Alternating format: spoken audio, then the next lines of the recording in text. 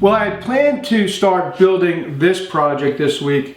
This is a scale model of my next woodworking project, but my week's just not going to plan. So in this video, I'm just going to answer the question that I'm asked most often, and that is, if you're going to have a small shop, what do you think are the most important tools that you should buy first? Well, the most important tool in my shop is definitely the table saw. And I've got a Powermatic table saw, and I use a Biesmeyer fence. Now, I can't stress enough the need for a high quality fence like a Biesmeyer fence. Now, the saw that I had before I bought the Powermatic was a Delta 10-inch contractor saw, and I also put a Biesmeyer fence on that saw, and that worked good for years.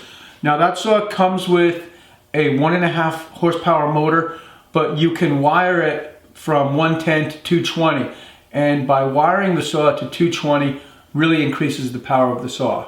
The next tool that I would suggest is the chop saw, or even better, the sliding compound miter saw. And I have one of those, but it happens to be at a job site right now. Now, when I first got into woodworking, they didn't come up with the sliding compound miter saw yet, and so you would have to buy a radial arm saw, which takes up a lot of space and is very expensive. So the new sliding compound miter saws are a really good choice, and they run anywhere from probably like $300 to $500. Next on the list, at least for me, is an 18 gauge brad nailer. Now, I use a nail gun all the time, and they've really come down in price. I bought this gun a few months ago. I bought the gun, the hose, and the compressor, and a few nails, and I think it was right around $200. Now, I think that's pretty good to get your shop started. The next thing I want to talk about are just hand tools. And when I say hand tools, I'm not talking about a hand plane or a hammer. I'm referring to hand power tools. So I really like a drill, a cordless drill slash screw gun. Really useful tool. I'd say the next tool would be a circular saw. Now, a corded circular saw or a cordless circular saw, either one. I think that's an important tool to have in the shop. And then after that, I would say a jigsaw. The jigsaw is a really great tool to have. It's just really useful.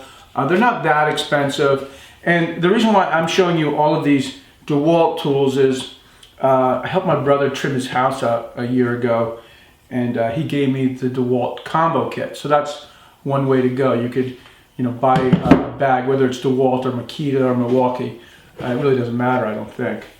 As far as sanders go, for my belt sander, I have a Bosch 4-inch sander, and this works great. But I think the sander that gets the most use in my shop is this Porter-Cable palm sander.